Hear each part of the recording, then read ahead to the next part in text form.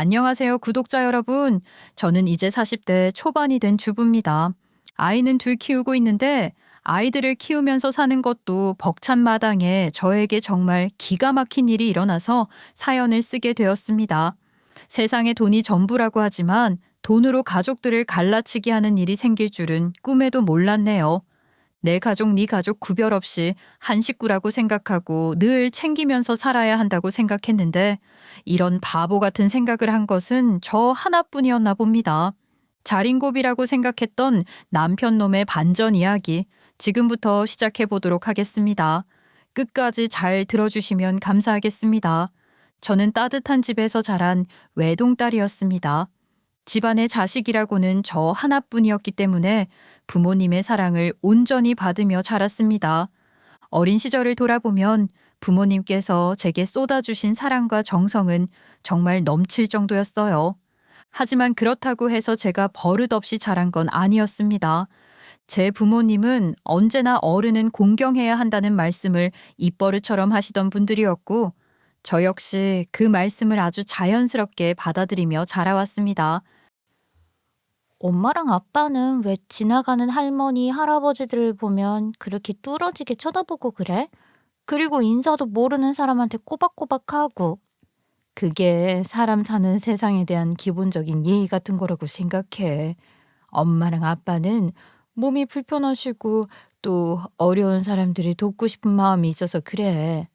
근데 그렇게 한다고 해서 누가 알아주는 건 아니잖아. 칭찬 스티커를 받을 수 있는 것도 아닌데. 우리 딸은 모르는구나. 누가 알아주는 게 중요한 게 아니야. 그리고 벌써 우리 딸이 알아주고 있는 거 아니야? 엄마랑 아빠가 뭘 하는지 잘 보고 배우고 있잖아. 부모님 두 분 다 매우 근면하고 성실하신 분들이셨습니다. 우리 집은 특별히 남들과 다른 형편은 아니었고 평범한 가정이었지만 늘 가족을 위해 헌신하며 사시는 부모님의 모습은 제게는 늘 존경의 대상이었습니다. 아버지께서는 매일 아침 일찍 집을 나서서 성실하게 일을 하셨고 어머니께서는 집에서 따뜻한 밥과 정성 가득한 간식을 준비해 주시며 저와 아버지를 정성껏 돌보셨습니다. 어머니는 늘 빨래를 깨끗하게 해주셔서 저는 매일같이 향기 나는 옷을 입고 학교에 갈 수 있었어요. 아무리 바쁘셔도 제 옷 하나, 양말 하나 허투루 챙기신 적이 없었고 계절이 바뀔 때마다 옷장을 정리해 주시며 우리 딸 추우면 안 되지 하시던 그 말씀이 아직도 기억에 선명하게 남아 있습니다. 저는 그게 감사한 일이라고 생각하지 못했었지만 시간이 지나서 혼자 정리를 하려니까 무척이나 감사한 일이었다는 걸 알게 되었죠. 이래서 부모님의 사랑은 멀어져야 알 수 있다는 말이 있는 건가 봐요. 저희 집은 형편이 넉넉했던 것은 아니었습니다. 어릴 적 기억을 더듬어 보면 부모님의 양말에는 종종 꼬맨 자국이 남아 있었고 옷도 새 것보다는 수선을 해서 입는 경우가 많았습니다. 그래도 그런 모습이 부끄럽다고 느껴진 적은 한 번도 없었어요. 오히려 부모님의 손길이 묻은 그런 작은 흔적들이 저에게는 가족의 따뜻함을 느끼게 해주는 아주 소중한 기억이었습니다.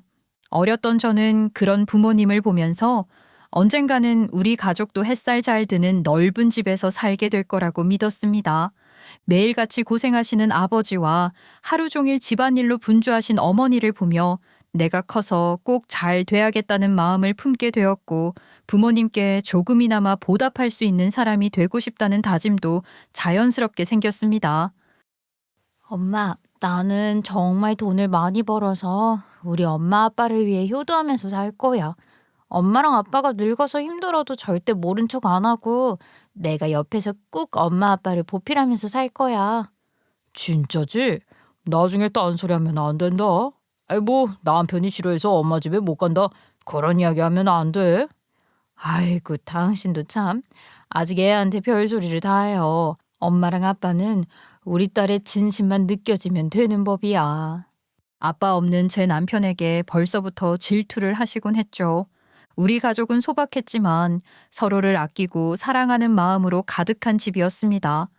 생일이나 명절처럼 특별한 날에는 비록 값비싼 선물이나 음식을 나누진 못했지만 어머니가 정성껏 준비해 주신 따뜻한 집밥과 아버지의 미소, 그리고 서로에게 건네는 진심 어린 말 한마디로도 충분히 행복할 수 있었습니다. 그런 가정에서 자라온 저는 자연스럽게 사람을 귀하게 여기고 남을 배려하는 마음을 배우게 되었고 그 덕분에 어디를 가든 감사한 마음으로 살아갈 수 있었던 것 같습니다. 지금도 저는 그 시절을 떠올리며 부모님께 감사한 마음을 자주 되새깁니다. 비록 넉넉하지는 않았지만 제게는 무엇보다 따뜻했던 시절이었습니다. 자식이 저 하나뿐이었던 데에는 분명한 이유가 있었습니다. 부모님께서 저에게 모든 사랑과 정성, 그리고 가능한 한 모든 지원을 아낌없이 해주고 싶으셨기 때문입니다. 부모님 두 분 모두 그런 따뜻한 마음을 가지신 분들이셨어요. 아버지는 한 회사의 평범한 직장인이셨습니다. 특별히 높은 자리에 있거나 많은 월급을 받으시는 분은 아니었지만 누구보다 책임감 있고 성실하게 일하셨습니다. 사실 사회생활을 조금만 해보면 알 수 있듯이 평범한 월급으로 세 식구가 살아간다는 건 결코 넉넉한 일이 아닙니다. 지금 생각해보면 아마도 갚아야 할 대출금도 있었을 테고 생활비며 각종 지출로 인해 빠듯하셨을 겁니다. 하지만 어린 시절에 저는 그런 사실을 전혀 알지 못했습니다. 부모님은 절대로 힘들다는 티를 내지 않으셨고 집안에는 언제나 따뜻한 분위기만 가득했습니다. 부모님 두 분 모두 마음이 따뜻한 분들이셔서 늘 서로를 먼저 생각하고 배려하셨어요. 그런 모습을 보고 자란 저는 자연스럽게 가족이란 서로를 아끼고 존중하는 존재라는 걸 배울 수 있었습니다. 저는 그런 우리 가족이 정말 좋았습니다. 넉넉하지 않아도 있는 것에 감사하며 살아가는 그 마음이 저에겐 오히려 큰 행복이었어요. 무엇보다도 우리 부모님은 언제나 제 말을 귀 기울여 들어주셨고 제가 무엇을 좋아하는지 어떤 생각을 하고 있는지를 알고자 노력하셨습니다. 그리고 또 한 가지 제 부모님은 늘 남을 돕는 일을 소중하게 여기셨어요. 형편이 아주 넉넉하진 않았지만 도움이 필요한 이웃이나 어르신들에게 따뜻한 음식을 나눠드리거나 조용히 봉사활동에 참여하시기도 하셨습니다. 저는 그런 부모님의 모습을 보면서 자랐고 자연스럽게 어려운 사람을 돕는 건 당연한 일이라고 여기게 되었습니다. 사람이 말이야, 성실하게 일을 하고 살게 되면 그 대가는 반드시 돌아오게 되는 법이야. 나는 그런 마음을 늘 가지고 살았고 내 딸도 그랬으면 좋겠단다. 성실하게 일을 하는 게 중요하다는 거죠? 근데 어떻게 사람이 매번 성실할 수만 있겠어? 무조건 잘해야 한다는 게 아니야. 꾸준히 노력하고 도전하고 그 마음이 중요하다는 거지. 그리고 그만큼 예절도 있어야 하는 법이고 우리 딸이 어른 공경은 참 잘하잖아. 그거야 다 아빠를 보고 배운 거지. 아빠, 그거 기억나? 아빠랑 같이 시장 갔을 때 말이야. 시장 입구에서 있었던 일. 아직도 그 노숙자 할아버지 이야기를 하는 게냐? 아버지와 함께 시장에 간 적이 있었는데 시장 입구쯤에서 한 할아버지가 난처한 표정으로 서 계신 걸 보게 되었습니다. 처음엔 무슨 일인가 싶었는데 아버지는 망설임 없이 그 할아버지에게 다가가 무슨 일이 있으신 거냐고 물어보셨죠. 아이, 부끄럽게도 신발 밑창이 떨어졌는데 수선을 할 돈이 없어서 말입니다. 걸음을 떼기도 힘들고 해서 여기 이렇게 서 있을 수밖에 없어요. 말씀을 들어보니 노숙을 하고 계신 분 같았어요. 옷차림도 얇고 낡아 보였고 손도 꽤 많이 트여 있었습니다. 아버지는 한치의 망설임도 없이 그분을 근처 구두방으로 모시고 가셔서 신발을 수선해 주셨고 거기에다 2만 원을 손에 꼭 쥐어주시면서 따뜻한 밥도 드시고 꼭 씻으시라 말씀하셨습니다. 그 할아버지는 정말 몇 번이고 고맙습니다. 정말 감사합니다 하시며 인사하신 뒤에야 돌아가셨습니다. 그 장면을 지켜보던 저는 솔직히 조금 이해가 되지 않았습니다. 그래서 집으로 돌아오는 길에 아버지께 여쭈었어요. 아니, 아빠, 왜 생판 모르는 사람한테 돈을 주는 거예요? 이렇게 누군가에게 베풀면 언젠가는 다 우리에게 돌아오게 되어 있어. 사람 마음도 세상도 결국은 그런 법이야. 집에 도착해서 엄마께도 말씀드렸는데 엄마는 아버지를 보며 정말 잘했어. 당신 멋있다 하시더라고요. 그 장면이 저는 아직도 기억에 선명하게 남아 있습니다. 그때 저는 무언가 가슴 깊은 데서 느끼는 것이 있었습니다. 누군가를 돕는 일이 얼핏 보면 바보 같아 보일 수도 있겠지만 그런 일을 해내고 나면 이상하게 마음 한구석이 따뜻해지고 기분 좋은 성취감이 찾아온다는 걸요. 그 일을 계기로 저는 학교에서도 어려운 친구들을 그냥 지나치지 않게 되었습니다.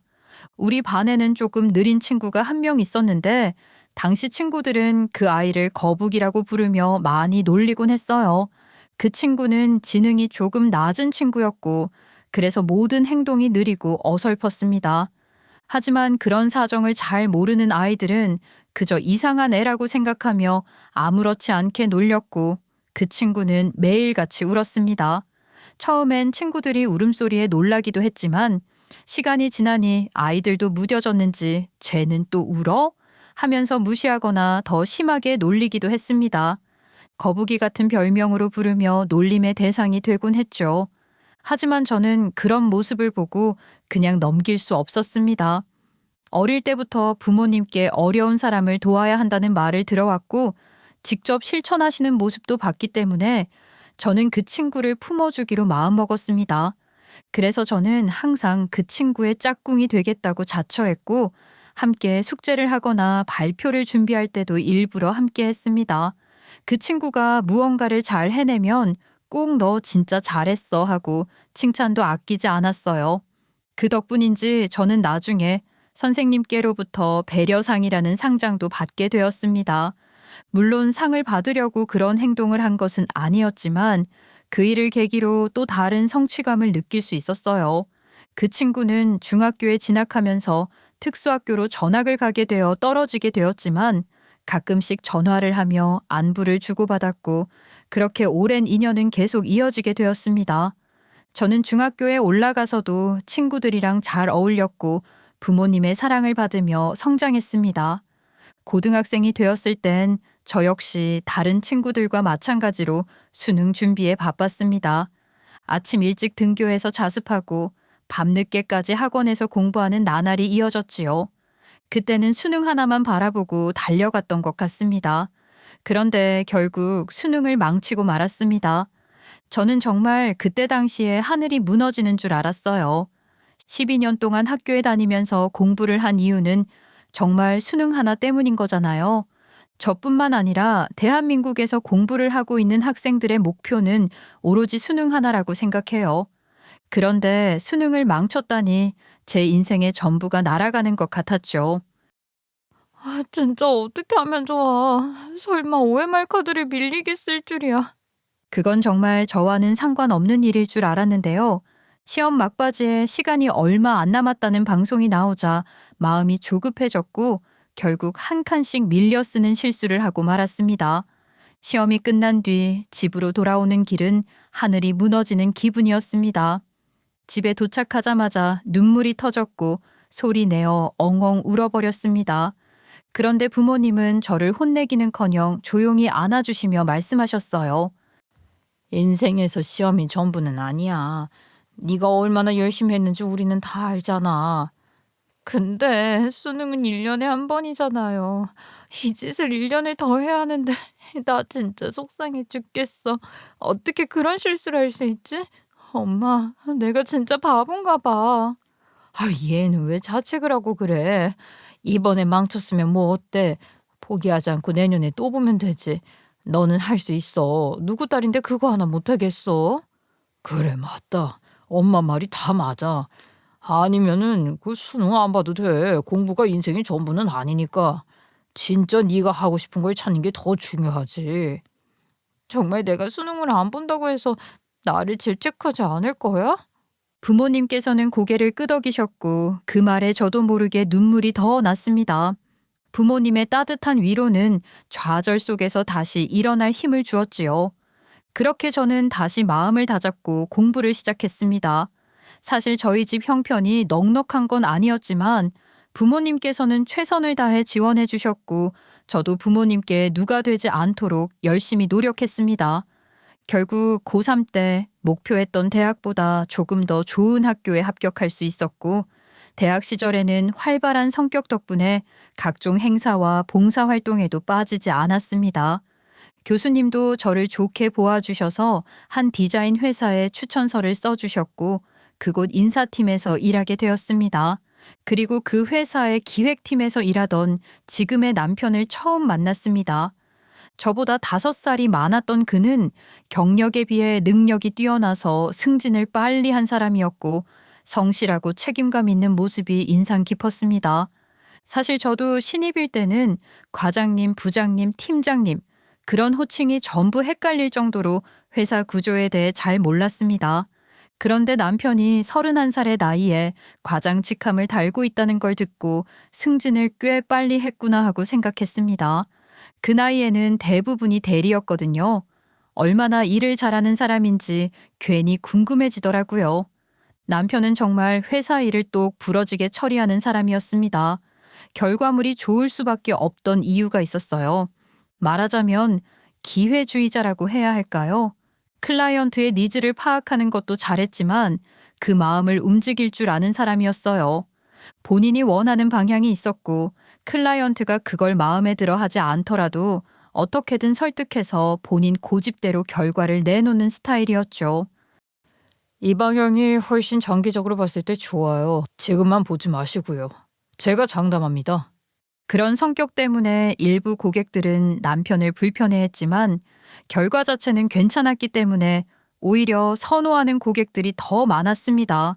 그러니까 과장까지 달았겠지요. 하지만 팀 내에서는 그다지 환영받는 분위기는 아니었어요. 고집이 세고 팀원들 의견을 무시하는 경우도 많았고 또 은근히 쪼잔하다는 소문도 있었거든요. 그래서 그 팀 들어가면 몸도 마음도 고생한다는 말이 돌 정도였습니다.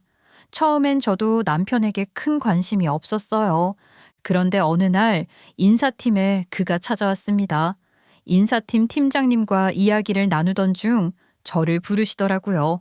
알고 보니 남편이 보이스피싱을 당해서 소액을 잃었는데 그 계좌가 월급 통장이어서 동결되는 바람에 급여 지급에 문제가 생겼다는 거였어요. 그 일로 회사 내에서도 소란이 좀 있었고 인사팀에서 정리를 해줘야 할 부분이 있어서 제가 담당하게 되었죠. 보이스피싱 문제라 그런지 확인해야 할 서류도 많고 경찰서에 들러야 할 일도 생기더라고요. 저 그때 태어나서 처음으로 경찰서 가봤어요. 남편 일 도와주러요. 그렇게 몇 번 마주치다 보니 어느 날 남편이 조심스럽게 말했어요. 그동안 신경 써주셔서 감사했어요. 제가 밥 한번 살게요. 그래서 점심시간에 국밥 한 그릇 얻어먹었죠. 근데 기획팀 사람들이 그걸 알고선 놀라는 겁니다. 그 김 과장님 지갑 여는 거 처음 봤어요. 회사 최초 아닙니까? 밥은 무슨 나 자판기 커피 한 잔 얻어먹기 힘든 사람한테. 이야 대단한데? 사실 그뿐만 아니라 경찰서 갈 때 택시비도 항상 남편이 냈었고 커피도 몇 번 얻어 마셨거든요. 사람들이 혹시 과장님이 마음 있으신 거 아니에요? 할 정도였습니다. 저는 속으로 설마했지만 정말 저한테 관심이 있었던 게 맞더라고요. 일이 전부 정리되고 월급 통장도 바꾸고 보이스피싱과의 연결고리도 모두 끊어낸 뒤에는 사실 더 이상 만날 일이 없었거든요. 그런데도 꾸준히 연락이 왔습니다. 그렇게 자연스럽게 저희는 연애를 시작하게 되었습니다. 연애를 하고 나니 당연히 결혼 이야기가 나왔습니다. 저희 집은 별다른 요구도 없었어요. 제가 결혼을 한다는 것에 오히려 감동을 받으신 눈치였습니다. 저희 엄마는 입에 귀에 걸릴 정도로 좋아하셨고 아버지께서는 아주 조금 질투를 하시는 것 같았죠. 궁시렁거리시며 언제는 우리랑 평생을 함께 하겠다고 하더니 하시면서 입을 삐죽이셨지만 그래도 저에게 좋은 사람을 만났을 거라는 건 믿어 의심치 않는다고 하셨죠. 남편이 인사를 왔을 때도 아버지께서는 제 걱정만 하셨어요. 우리 딸이 행복해야 한다고 꼭 행복하게만 해주라고요. 저희 부모님께서는 진심으로 제가 사랑하는 사람과 행복하게 살기만을 바라시는 분들이셨으니까요. 뭐 어느 부모님이 그렇게 생각하지 않으시겠어요? 우리는 우리 딸이 우는 일 없이 웃기만 했으면 좋겠어. 그게 욕심이라는 걸 알지만 딸 가진 부모는 그렇게밖에 생각할 수가 없어. 걱정 마십시오. 제가 정말 우뚝하게 가장을 지킬 수 있는 오뚜기가 되겠습니다. 나도 그렇게 생각해. 앞으로는 우리 둘이 하나가 되는 거야. 우리 가족이 먼저고 서로 마음에 쌓아두지 말고 도란도란 살자. 난 진짜 당신 하나만 믿고 결혼하는 거야. 남편은 고개를 끄덕이며 제 손을 꼭 잡아주었고 그 손길을 믿고 저는 결혼을 결심했습니다.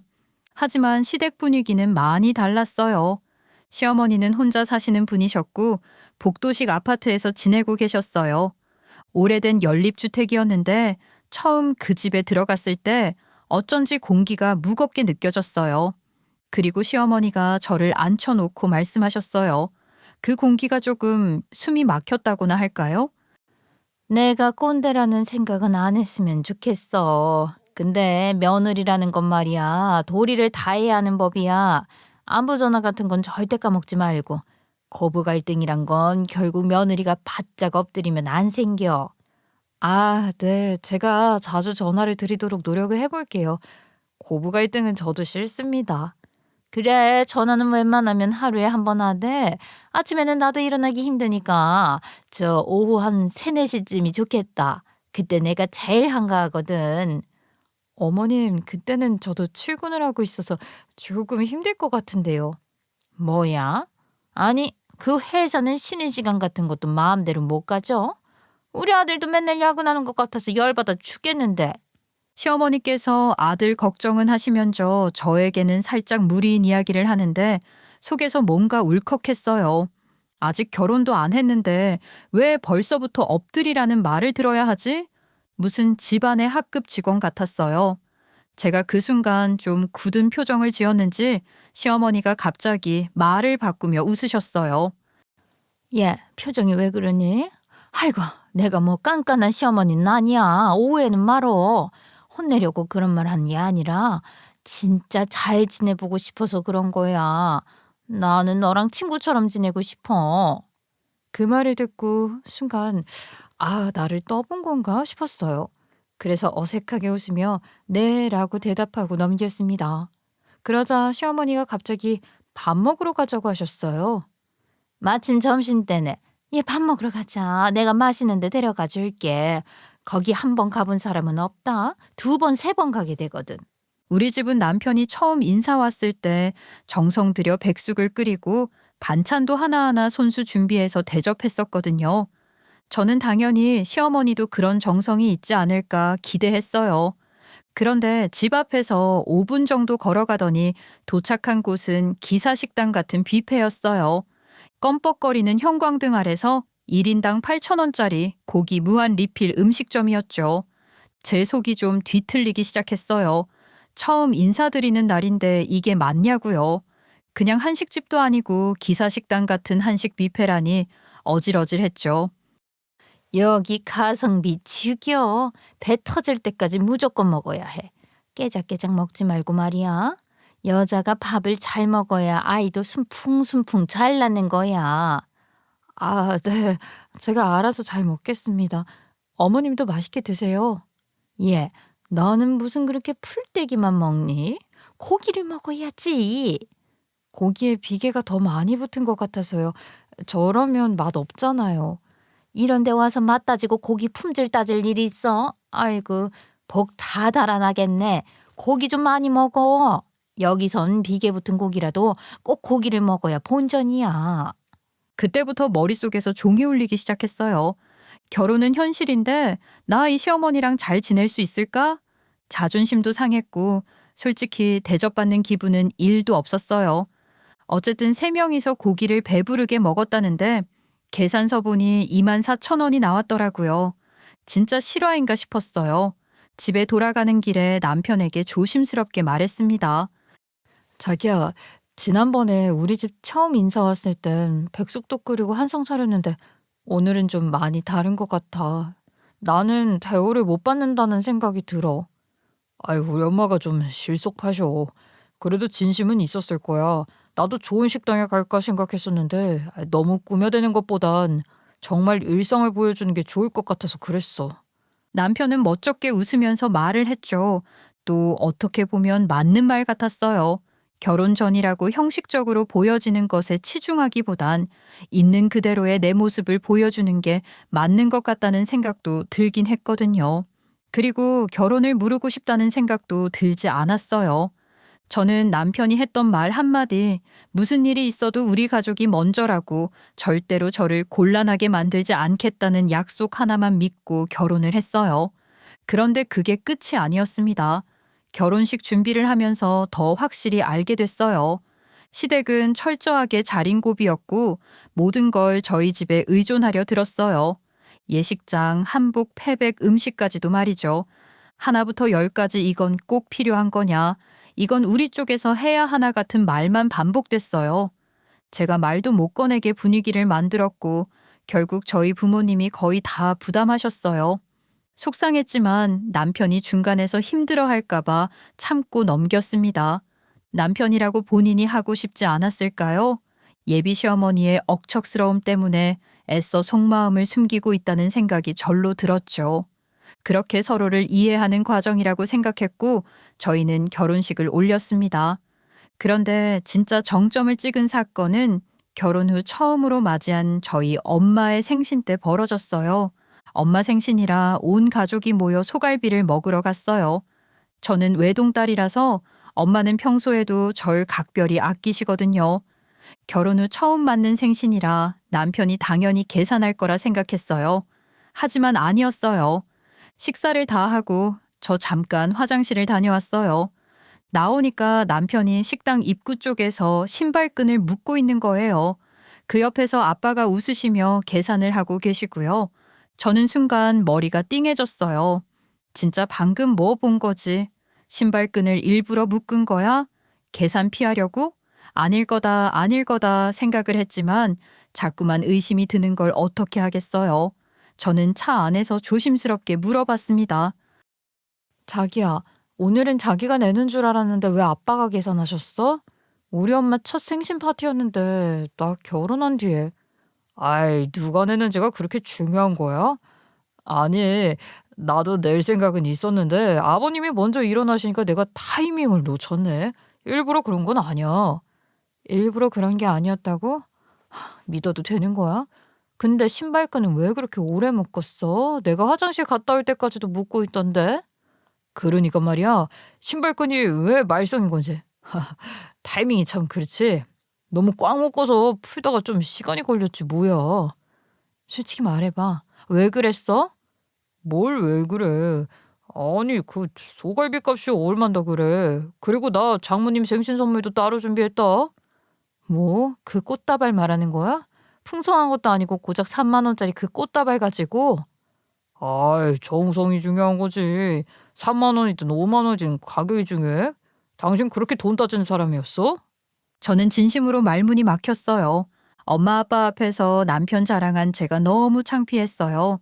친구들한테 우리 남편 진짜 성실하고 자상하다고 자랑했는데 그날 이후로 제 말이 쑥 들어갔습니다.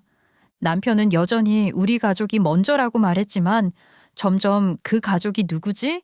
라는 의문이 생기기 시작했어요. 저는 분명히 남편을 믿고 결혼했는데 남편은 효도를 이유로 점점 본가의 편만 들기 시작했거든요. 너무 선택적인 효도라는 생각이 들었습니다만 저는 가족이 되는 융합이 되는 과정이라고 생각하고 참고 넘어갔습니다. 그런데 남편의 치사함이 점점 도를 넘더라고요. 제가 우리 친정집에 김치냉장고를 한 대 사드리려고 했어요. 주방에서 쓰는 게 있었는데 낡고 오래됐거든요. 저희 부모님이 작게 마당 딸린 단독주택에서 사셨는데 집도 낡았고 가전들도 다 옛날 가전이었어요. 요즘 김치냉장고 잘 나오잖아요. 그래서 한 대 해드리려고 했더니만 남편이 안 된다는 겁니다. 김장김치도 저희 친정에서 다 얻어먹는데 다짜고짜 안 된다고 하니까 저도 기가 막히대요. 남편 놈 뭐라는 줄 아십니까? 김치는 마당에 묻어야 제맛 아니겠네요. 항아리도 있는데 김치 냉장고가 뭐가 필요하냐고 자연 발효된 김치라 우리 친정김치가 맛있는 거라고 하는 겁니다. 첫 명절이 설이었습니다. 설날을 앞두고 남편은 시댁에 30만 원짜리 정육 세트를 따로 주문해 보냈습니다. 근데 이상하더라고요. 한 세트만 주문을 했다는 게 성질이 나는 일이잖아요. 왜 한 세트야? 양가에 똑같이 해야 하는 거 아니야? 우리 집에 보낼 거는. 우리 엄마는 혼자잖아. 그리고 회사에서 햄 세트 받은 거 있으니까 그거 들고 가면 되지. 저는 그 말에 너무 당황했습니다. 가족을 최우선으로 생각한다던 남편의 말이 떠올랐습니다. 그게 저한테 한 말 아니었나요? 그 가족이라는 범주에 저희 가족은 없고 시어머니만 있는 건가 하는 생각이 들더라고요. 그때부터 남편이 점점 의심스러워지기 시작했습니다. 그래도 남편은 친정어머니께 자주 전화도 드리고 안부도 묻고 목소리도 들려드리는 등 나름대로 잘하려고 했습니다. 저 역시 그에 맞춰 시어머니께 자주 전화를 드렸습니다. 그런데 문제는 남편은 시어머니와 통화해도 5분 안에 끝나는 반면 제가 하면 기본이 10분, 20분이었습니다. 너는 왜 이렇게 살림을 못하냐? 보니까 우리 아들 옷깃이 더럽던데 그런 건 손빨래로 팍팍 해야 하는 법이야. 그리고 집에 있을 거면 전화는 매일 해야지. 일하는 게 뭐가 그렇게 힘들다고. 맨날 짬이 나지 않아서 전화를 못하겠다는 소리를 해? 이런 잔소리를 듣고 있으면 진이 다 빠졌습니다. 더군다나 시어머니는 꼭 이런 말씀도 하셨어요. 나는 며느리 차별 같은 거 안 해. 그러니까 나한테도 네 엄마 하듯이 똑같이 해라. 머리가 아찔했습니다. 그래도 그땐 신혼이니까 이제 맞춰가는 과정이라고 스스로를 위로했습니다. 결혼 1년 차에 첫 아이가 생겼는데요. 그리고 둘째는 2년 터울로 생겼습니다. 첫째 돌 무렵에 둘째를 임신했기 때문에 사실상 육아에만 매달린 셈입니다. 결국 저는 회사를 그만두고 전업맘이 되었거든요. 그러자 남편은 슬슬 돈 문제로 잔소리를 하기 시작하더라고요. 이건 꼭 사야 되는 거였어? 이런 물건은 너무 낭비 아니야? 당신이 설거지를 해봤어? 대용량 퐁퐁이 더 싸. 이거 하나 산 거 가지고 그렇게 시비를 걸면 나도 짜증나잖아. 집안일은 하나도 안 하면서 퐁퐁까지 뭐라 하니까 결국 폭발해버렸습니다. 그렇게 잔소리를 할 거면 집안일이나 하고 말을 얹으라고 하니까 집안일은 여자의 몫이지 않겠냐는 뻘소리나 하고 있는 게 아니겠습니까? 정말 서운하더라고요. 그래도 아이들이 있으니 꾹 참고 견뎠어요. 시간이 흘러 첫째가 8살이 되었을 무렵 남편도 점점 안정적으로 돈을 벌기 시작했습니다. 저 역시 살림에 집중하며 지내고 있었는데요. 그러던 중 여름방학이 되어 남편이 일주일간 출장을 가게 되었습니다. 저는 그 기회에 아이들을 데리고 시댁에 2박 3일, 친정에 3박 4일 다녀오기로 했습니다. 시댁 아파트에 도착해 엘리베이터를 타니 안내문이 여러 장 붙어 있었습니다. 첫째 아이가 그걸 읽더니 말했습니다. 엄마, 하단에 누가 불냈대요. 깜짝 놀라 안내문을 자세히 봤는데요. 방화 사건이 있었고 범인을 찾고 있다며 CCTV 화면도 함께 붙어 있더라고요. 요즘 세상에 무슨 방화야 싶었어요. 시댁에 도착하자 시어머니는 반갑게 맞이해 주시더라고요. 그러나 그 뒤로 2박 3일 동안 손주들 밥 한 끼를 해주지 않으셨어요. 너네 왔으니까 나 좀 쉬자. 결국 밥은 제가 하거나 음식 시켜 먹자며 돈을 요구하시더라고요. 쉬러 온 건지 일하러 온 건지 알 수 없었습니다. 근데 사실은 더 화나는 일이 있었어요. 시댁에 새로 들어온 가전제품들이 눈에 띄었는데요.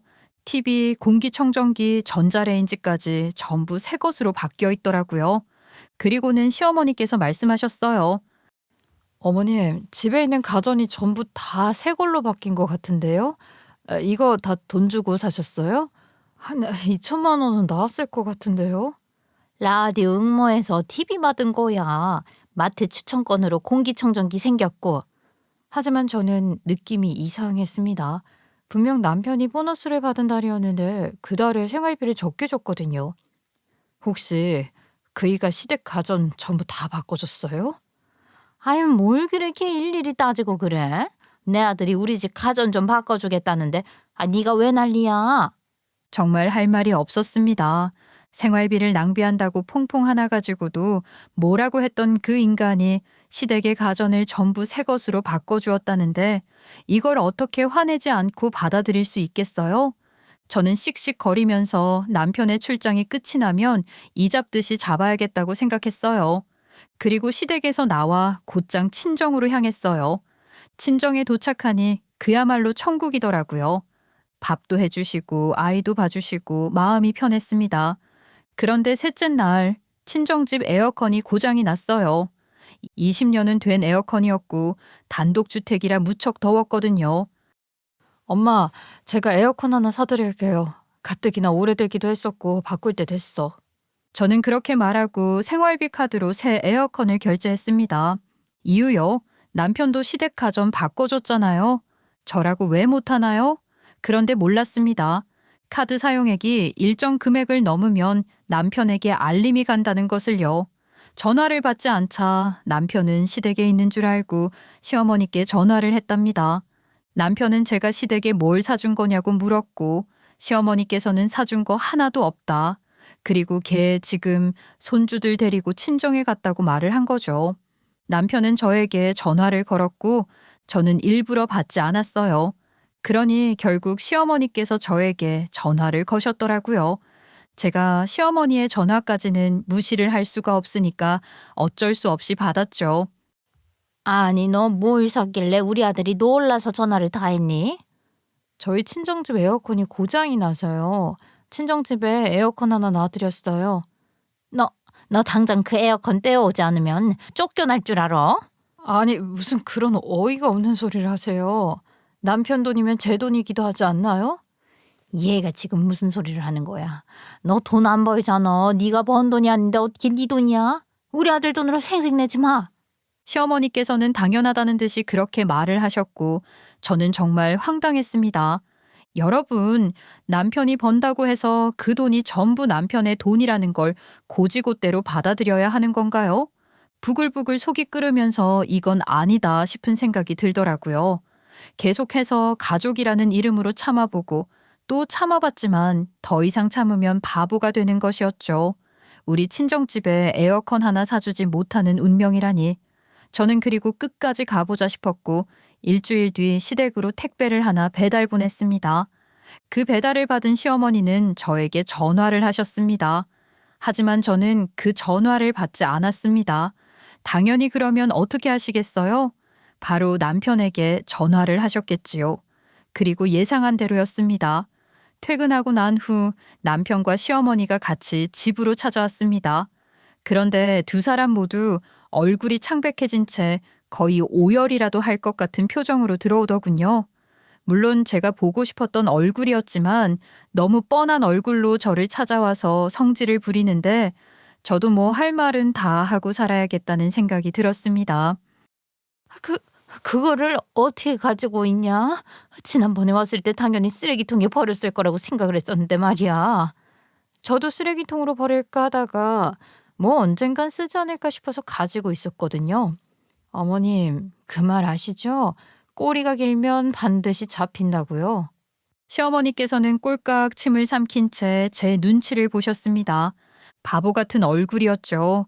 누가 봐도 내가 죄를 지었소 하는 얼굴로 있는데 사정을 모르는 사람이 와도 네가 범인이지? 라고 말을 할 것 같은 느낌이었어요. 저는 평정심을 유지한 채 그들을 바라보았습니다. 남편과 시어머니는 그제야 정신을 가다듬으며 저에게 따지기 시작했습니다. 대체 무슨 근거로 그런 짓을 했느냐며 증거가 있느냐고 따지듯 말하더군요. 아니 제가 보낸 택배 배달을 보고 발바닥에 불똥이라도 떨어진 사람처럼 달려왔는데 당연히 제가 보낸 것들이 증거라는 것 아니겠어요? 그리고 저에게는 확실한 것도 있었습니다. 물론 미리 다 준비를 해놔서 있지요. 궁금하지 않으세요? 그 전에 제가 무슨 이야기를 하고 있는지 자체를 모르시겠군요. 왜 제가 보낸 택배로 이 상황이 벌어졌는지부터 설명드릴게요. 사실 시어머니가 사시는 아파트 화단에서 불이 나는 사건이 있었습니다. 주민들을 깜짝 놀라게 했던 사건이었지요. 당시 엘리베이터에 안내문과 함께 CCTV 사진이 붙어 있었습니다. 저는 아이와 함께 엘리베이터를 탔다가 그 공지문을 보게 되었고 아이가 먼저 말을 꺼냈습니다. 엄마, 여기 불 낸 사람 찾고 있대요. 자세히 보니 어떤 여성이 쪼그려 앉아서 무언가를 태우고 있는 장면이 찍혀 있었습니다. 얼굴은 가려져 있었지만 입고 있던 우비 같은 옷이 상당히 특이했습니다. 등에 뭔가 그림이 그려져 있었는데 어디서 본 적이 있는 듯한 느낌이 들었습니다. 그때는 대수롭지 않게 넘겼지만 며칠 뒤에 퍼뜩 떠올랐습니다. 제가 그 그림이 새겨진 바로 그 옷을 시어머니의 옷장에서 본 적이 있었던 것입니다. 당시 시어머니께서 청소하시다가 이건 너무 더러워져서 버려야겠다며 옷 몇 벌을 정리하고 계셨고 그중 하나가 바로 그 우비였습니다. 특이한 무늬 때문에 기억에 남았던 그 옷. 이상하게 우비인데 또 쓰라면 쓸 수 있을 것 같더라고요. 구멍이 난 것도 아니었고 특유의 냄새가 나는 것도 아니었는데 말이죠. 시어머니께서도 은근히 자린고비 성질이 있으셔서 그런 물건들을 잘 버리지 않는데 버린다고 하니까 이상하기도 했고요. 게다가 CCTV에서 본 그 우비랑 똑같은 그림이 그려져 있었기에 혹시 몰라서 제가 가지겠다고 말을 꺼냈습니다. 시어머니께서는 오히려 좋아하셨어요. 어떻게 버려야 하나 처치곤란이었던 건데 네가 가져가서 버려달라는 식으로 까만색 비닐봉지에 쓰레기 담듯이 주셨죠. 저는 눈치를 챘어요. 이 물건을 티 안 나게 버리고 싶어 하시는구나 하는 것을 말입니다. 당시에는 별 생각 없이 집으로 가지고 왔지만 CCTV 속 그 옷을 떠올린 순간 저는 모든 퍼즐이 맞춰졌습니다. 바로 그 옷이었습니다. 그 순간 저는 확신했습니다. 시어머니가 화단 방화 사건과 연관되어 있다는 것을요. 저는 곧바로 그 옷을 꺼내어 보관했고 증거로 삼기로 했습니다. 그리고 얼마 후 그 옷을 깔끔하게 정리해서 택배로 시어머니 댁에 조용히 보내드렸습니다.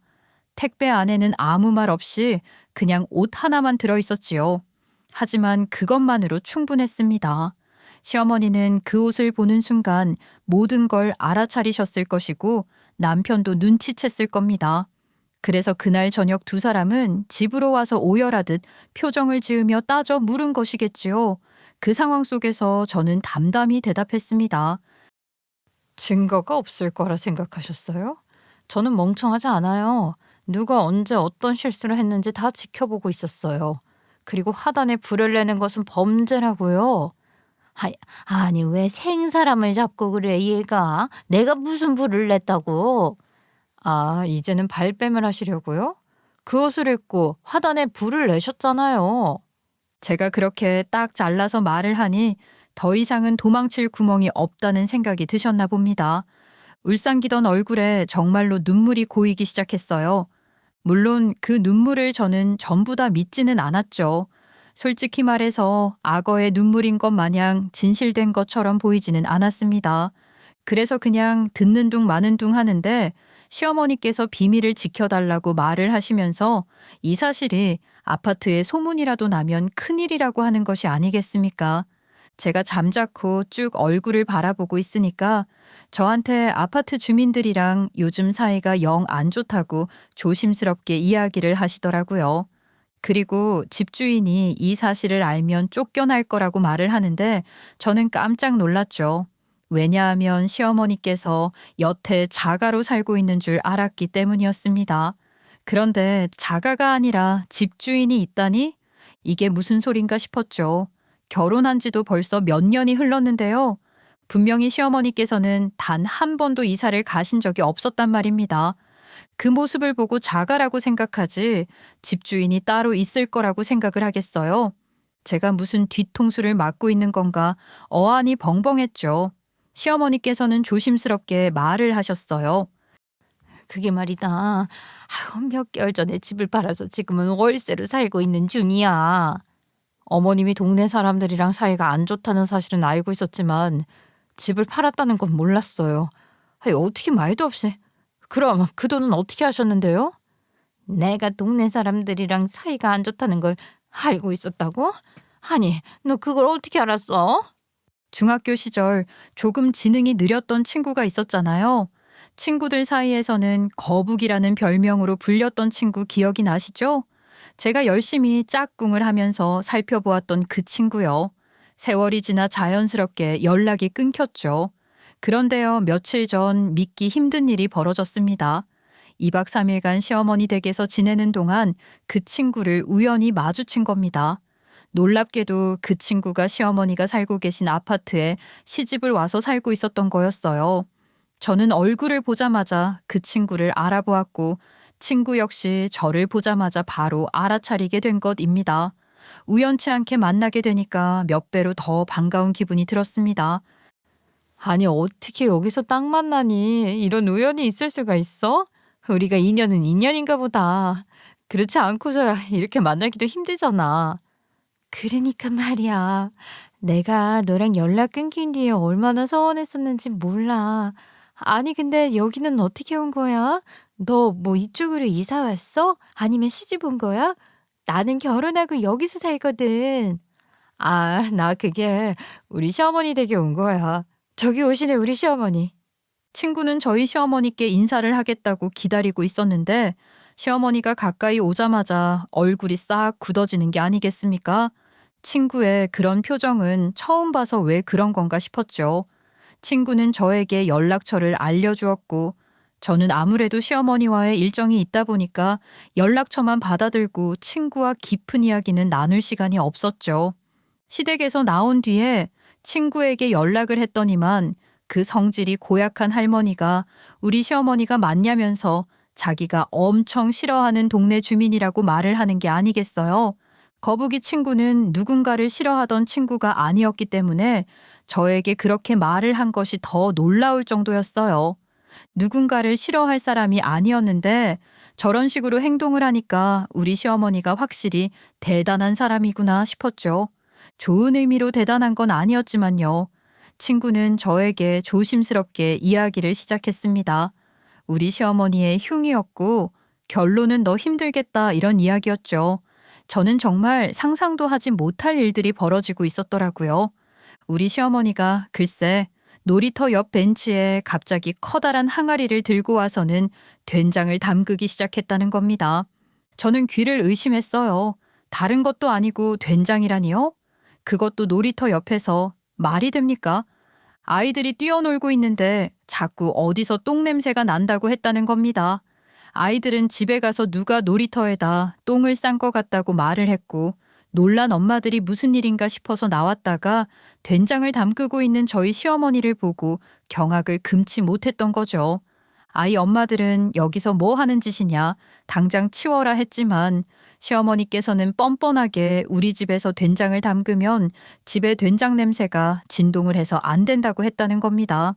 그러면서 오히려 집 된장이 건강에 얼마나 좋은 건데 다들 여기 나와서 된장을 담그라는 둥 자식 새끼들이 똥 냄새랑 된장 냄새를 구별 못해서야 되겠냐는 둥 잔소리를 더 하셨다는 겁니다. 주민들은 민원이 넘쳤고요. 아파트 관리실에서도 이건 아니다 싶어서 계속 민원을 받아주고 시어머니께 경고를 주었지만 시어머니는 듣지 않았던 거죠. 적반하장으로 나오면서 된장이 먹는 음식인데 뭐가 문제냐고 했대요. 주민들은 다들 똥이 더러워서 피하는 거라는 식으로 말을 했다고 해요. 문제는 놀이터 옆에서 된장을 담갔으니 그 흔적들이 남았을 거 아닙니까? 비가 오기 전까지 말라붙은 된장 찌꺼기들에 국물에 아주 냄새도 진동을 하고 벌레까지 꼬여서 난리도 아니었대요. 문제는 저희 시어머니의 얽힌 일화가 이게 전부가 아니었다는 겁니다. 파도 계속 나오는데 저는 진짜 친구와 통화를 하면서 얼굴이 붉어지는 기분이 절로 들었어요. 그리고 그 할머니 재활용장도 난리야.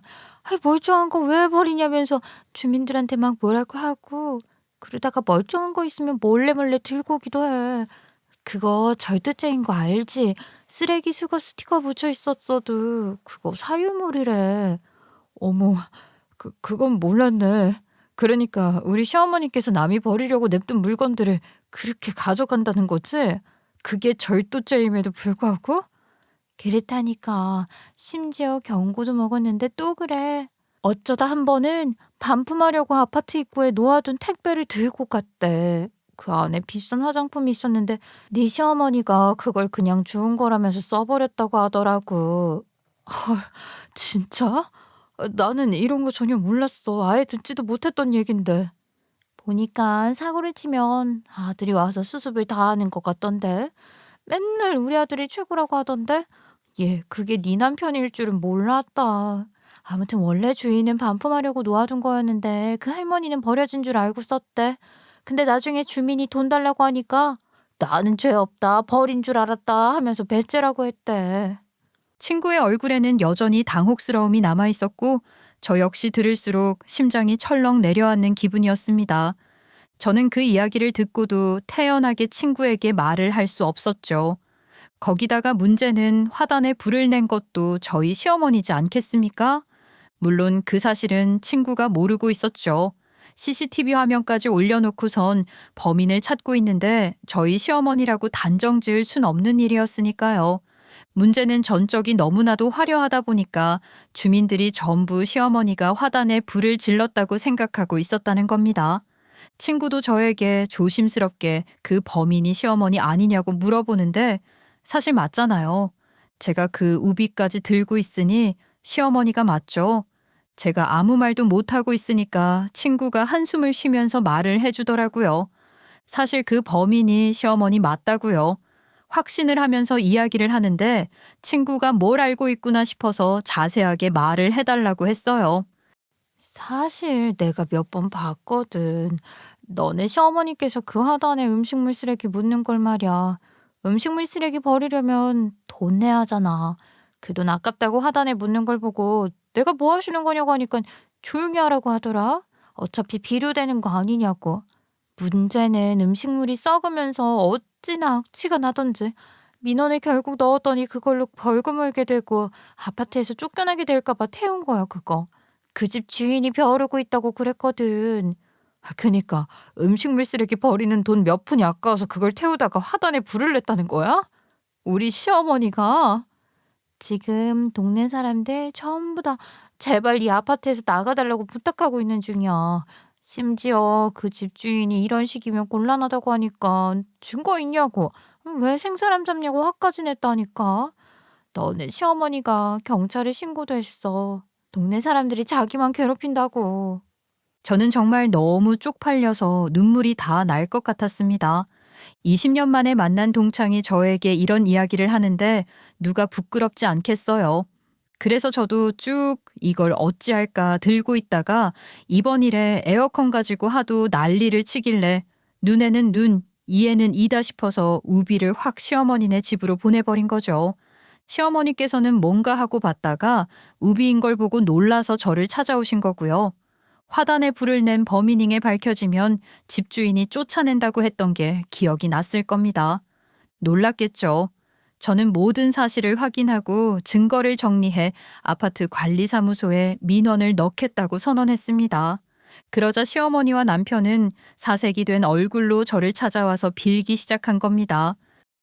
나 정말 이 집에서 쫓겨나면 아무 데도 갈 곳이 없다는 거 알고 있지 않니? 내가 뭐 어쩌겠어. 그래도 잘못은 잘못이죠. 어머님께서 진심으로 주민들에게 사과하시고 자수도 하세요. 음식물 쓰레기 버리는 돈이 아깝다고 그런 짓을 하시면 어떻게 해요? 내가 인정하는 순간 나는 그 집에서 나와야 한다니까. 그러길래 왜 자가인 집을 팔고 월세로 바꾸신 거냐고요. 이가 용돈도 넉넉하게 드리고 있었던 거 아니에요? 그게 사실은 그 집 팔아서 내가 주식을 좀 했어. 요즘 주식이 돈이 된다고 그래서. 저는 정말 미쳐버리는 줄 알았습니다. 시어머니의 그 자가인 집을 팔아서 그 목돈으로 주식을 했다는 게 말이나 되는 소리입니까?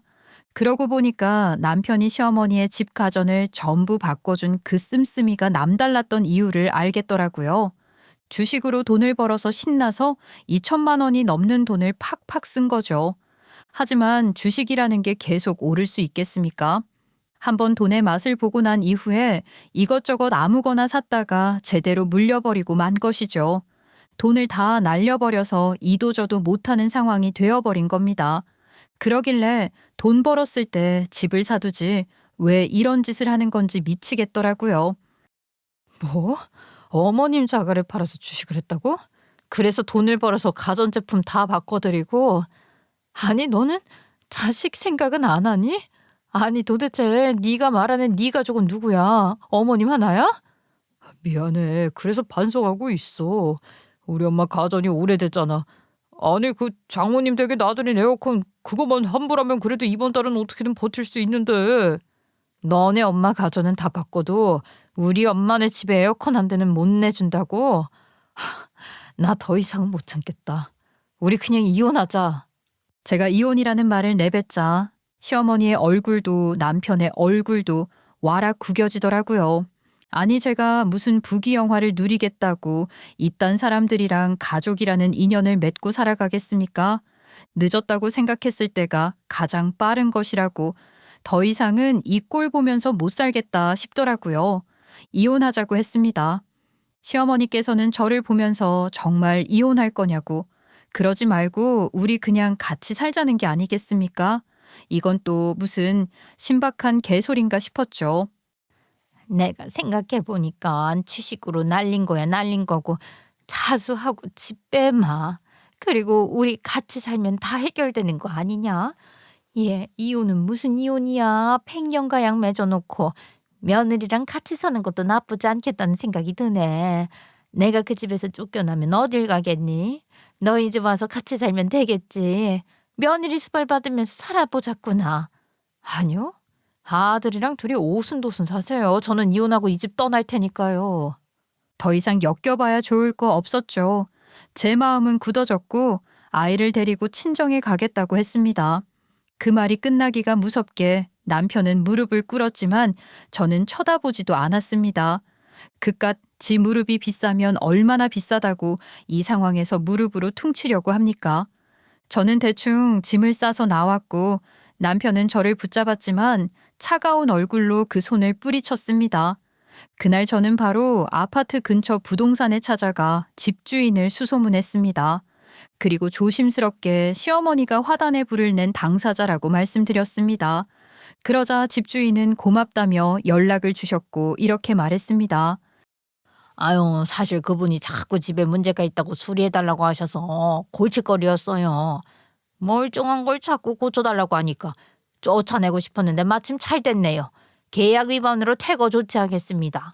결국 시어머니는 아파트에서도 쫓겨났고 갈 곳이 없어진 시어머니는 짐을 들고 남편에게 찾아갔다고 하더라고요.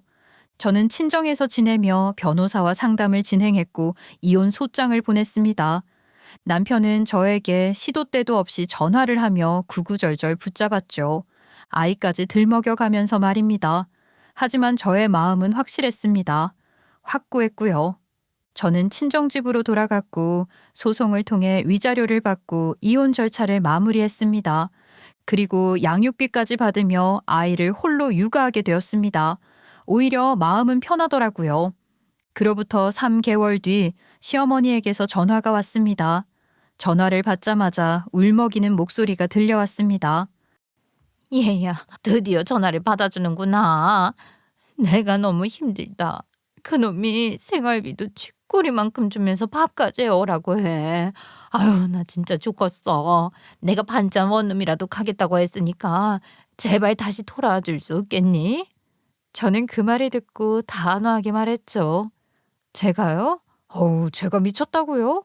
이혼까지 해놓고 그 인간이랑 다시 살게요? 그니까 앞으로 전화하지 마세요. 그 후로 저는 시어머니의 번호를 차단했고 지금도 연락을 안 받고 있어요.